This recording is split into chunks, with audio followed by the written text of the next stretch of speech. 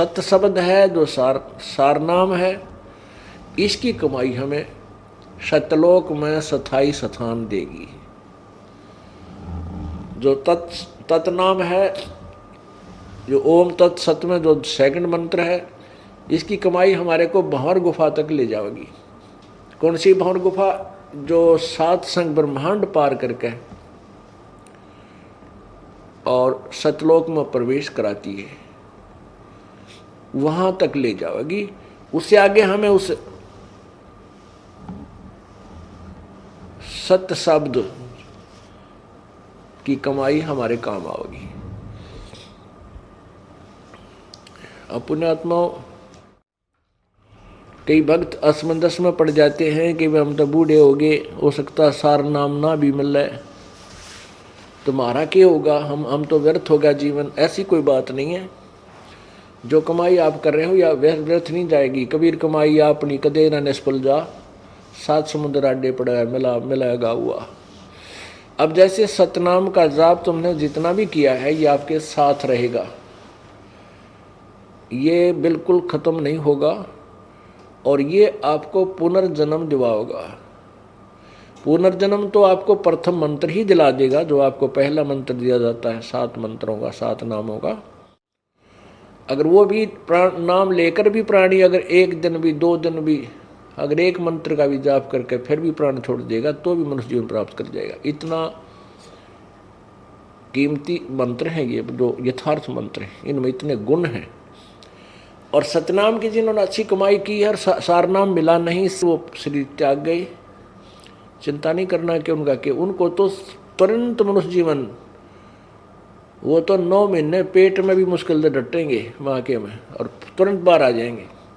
और आते ही उनको ऐसे श्रीमानों के घर जन्म होगा जो अब वर्तमान में भक्ति कर रहे हैं, और उनके द्वारा किए गए पुण्य, जैसे अब दबादब कोई पाठ करा रहा है, कोई वैसे दान कर रहे हैं, सत्संग सुनने आ रहे हैं, ये पुण्य मंत्र कर रहे हैं जाप, ये पुण्य, ये उनके साथ होंगी गठड़ी। और वो पुण्यात्मा उनके घर जन्म लेंगे, उन पुण्यात्माओं के घर जन्म लेंगे जो हमारे शिष्य, और उन हमारी पुण्यात्माओं के भाग्य में कोई निकम्मी संतान हो, ऐसा लड़का हो जवान होंगे, कोई ऐसा गलती कर दे, जेल में पड़ा रहा, राम पीछे पीछे वो आगे, या कोई सी निकम्मी बेटी हो गलती कर दे, तो उन ऐसे संस्कार युक्त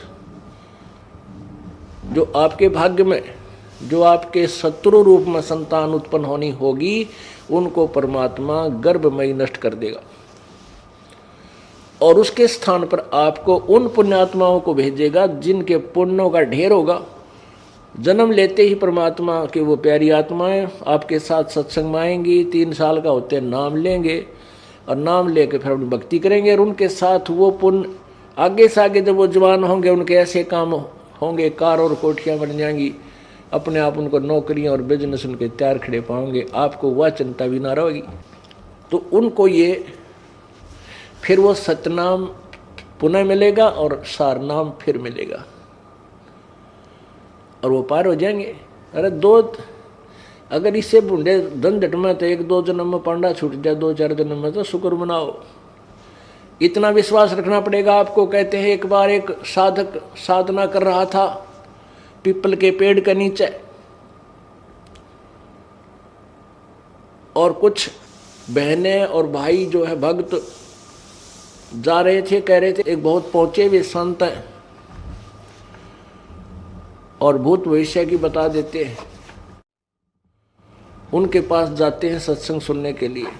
तो उस साधक ने कहा कि भाइयों एक कृपा करियो, बहन भाइयों मेरी, उस महाराज जी से मेरे बारे में ये पूछ के आना कि मेरी मुक्ति कितने जन्म कितने जन्म में पाछा हो जाएगी, कितने जन्म लगेंगे मेरी मुक्ति को। तो उन्होंने जाकर बताया, तो महात्मा जी ने कहा कि उस साधक को मोक्ष प्राप्ति के लिए इतने जन्म लेने पड़ेंगे जितने पीपल का पाते, जिस वृक्ष के नीचे वो साधना कर रहा है उसी के पत्ते जितने हैं, इतने जन्म लेने पड़ेंगे उसको, जब उसका मोक्ष होगा। अब उन बहनों और भाइयों ने रास्ता त्याग दिया, हम वहाँ से जाएंगे उस रास्ते से जहाँ पर वो साधक साधना कर रहा है, और उसको हम ये बताएंगे कि तू तेरा मोक्ष इस पीपल के पत्तों जितने जन्म ले लेगा जब होगा, कहीं उसका हार्ट अटैक ना हो जाए। इसलिए वह दूसरा साइड बदल कर दूर सी का 1 एकड़ दूरी का जान लग गए। तो साधक ने आवाज लगाई कि भगत जियो, ए बहनों सुनियो, अरे मेरी प्रश्न का उत्तर लाए क्या तुम, एक बार इधर तो आओ। तो ने सोची भाई चल, हमने सोचा कि ध्यान देगा, साधना में बैठा है, पर उसका तो नजर नहीं छिगवाएंगे और बताएंगे। वो चले गए उसके पास, उन्होंने कहा कि महात्मा जी ने कुछ बताया मेरे बारे में। तो वो कहने लगे भक्त और भक्तमती के भगत जी के बतावा, हमने तो डर लग गया बताती आना। वो कहने लगा बहनों भाइयों बताओ, अवश्य बताओ, बता दो जो भी है, कोई मुझे कोई डर नहीं है, कितना समय लगे मेहनत यू काम करना है। तो उन्होंने कहा कि महाराज जी ने ये बताया है कि भाई जितने इस पीपल का पत्ते हैं ना, ये पीपल का जितने पत्ते हैं जिसके नीचे तो साधना कर रहा है, इतने जन्म लेने पड़ेंगे फिर तेरा मोक्ष होगा। तो वो तो डांस करने लग गया, भंगड़ा पा दिया, खुशी मनाई, नाचर कूदन बोला जय हो जय हो। वो बोली रतन तो रोना चाहिए था, बेबेर बोली रतन तो रोना चाहिए था, तू आज खुशी मना रहा है। तो वो कहने लगा बहनों तुमने ना बेरा भाइयों, अरे इस झंझट का अंत तो आवेगा, कम से कम इतने पाछा आ जाएगा। अब इसका नो तो हो गया कि इसका एंड होगा, इतने दिन ना बेरा समझ इसका एंड भी होगा कि ना होगा, मैं तो उडलेड हूँ था। तो पुण्यात्माओं उसने जब इतना सब्र कर लिया तो तुमने भी इतना भी करना पड़ेगा। इस जन्म में ना अगले में, अगले में ना अगले में पार हो जाओगे। अगर सच्ची लगन से अंतिम श्वास तक केवल एक ही साधना और इसी परमेश्वर में और इस दास में श्रद्धा रही, यदि बाद में तुम कई ऐसे अनाड़ी और कर्महीन इंसान होते हैं, घर में थोड़ा सा सुख हो जाता है, गुरु जी को त्याग देते हैं, कहते भक्ति यही कर लेंगे, हम क्या फर्क पड़ा है। नहीं, परमात्मा कहते हैं कि मम संत मुझे जान मेरा ही स्वरूपम, मेरे संत को मेरा ही स्वरूप जानो। और उसके प्रति जो तुम्हारी प्रतिक्रिया है, अगर उससे तुम्हारा विक्षेप है तो मेरे से हो गया वो। अगर तुमने गुरुजी से किसी भी पॉइंट से विक्षेप कर लिया, किसी भी पॉइंट से आप उससे नाराज होकर दूर चले गए, तो मेरे से नाराज हो गए तुम, फिर यहाँ आ लिए तुम, यहाँ क्यों बाट देखो। तो ऐसे हमने अपनी श्रद्धा बनानी है अंतिम श्वास तक उस परमात्मा के पाने की। तो क्या होगा कि जैसे हमने परमात्मा पाना है, और परमात्मा समझो जैसे हमने एक हैंडपंप लगाना है, हैंडपंप, और हैंडपंप का उद्देश्य क्या लगाने का, जल प्राप्त करना है। जल समझो गॉड है, भगवान है, और जो हम हैंडपंप लगाने के लिए प्रतिक्रिया शुरू करेंगे वो हमारा साधना है। श्वास, उस श्वास में जो सतनाम का जाप होता है, एक श्वास अंदर जावे, उस श्वास जो बाहर आवे, श्वास उस श्वास के सेवन समझो बोकी। नलका लाते समय जो प्रयत्न होता है, बोकी मारा करें नीचे जमीन में, और उसकी मिट्टी काट के बाहर डाल दे, फिर मंड जाए, तो उसको, और साथ के साथ एक पाइप लोअर करते हैं, लोअरिंग करते रहते हैं, पाइप को नीचे साथ ले जाते हैं। तो ये प्रयत्न तो समझो सतनाम के मंत्र आप बोकी मारन लाग रहे हो, सतनाम का जाप जो दूसरे मंत्र का है, और ये बोकी आपने लगाते रहना है जब तक जल प्राप्त ना हो ले, जल के आखिरी, जल में इस पाइप का आखिरी छोर ना पहुंच जाए।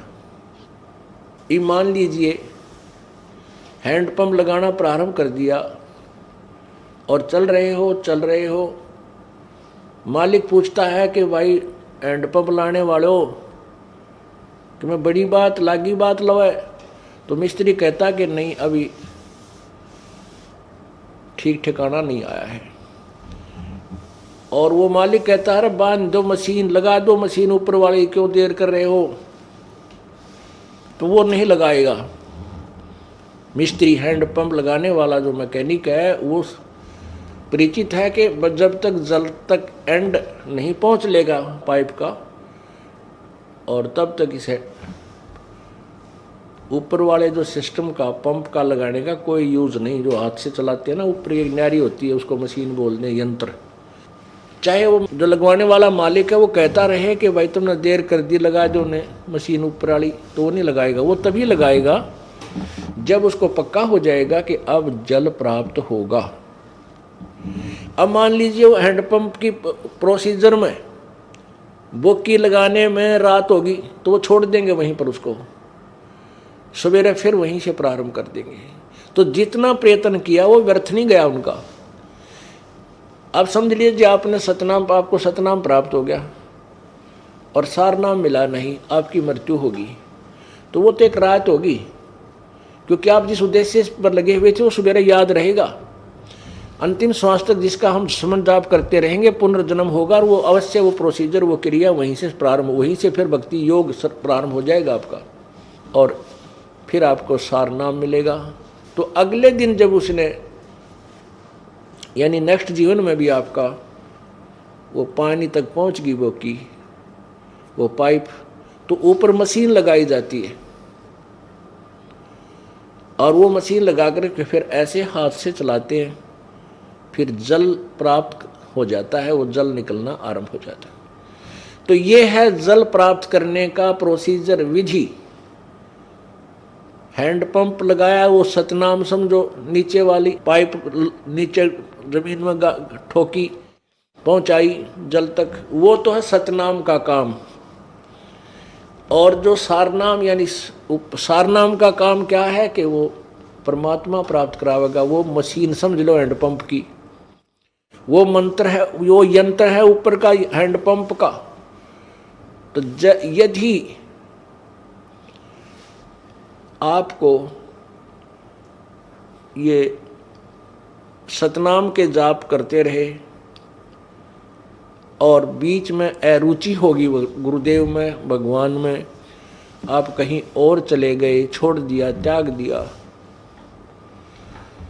तो फिर आपका काम सारा व्यर्थ हो गया। आपको फिर आगे ये प्रोसीजर ना जाने कौन से युग में मिलेगा, इस युग में नहीं मिलेगा, इस अगले जन्म में नहीं मिलेगा, जन्म मनुष्य का अवश्य हो जाएगा यदि गुरुद्रोही नहीं हुए। गुरुद्रोही हो गए, गुरुद्रोही का अर्थ होता है गुरु को त्याग देना ही गुरुद्रोही होता है। तो उस स्थिति में आपको आगे मनुष्य जन्म भी नहीं मिलेगा काफ़ी वर्षों तक, और आपका जितना ये साधना है इसको फूंक देगा परमात्मा, समाप्त कर देगा। तो गुरुद्रोही नहीं होना है, यह सबसे बड़ा पॉइंट आपने ध्यान रखना है।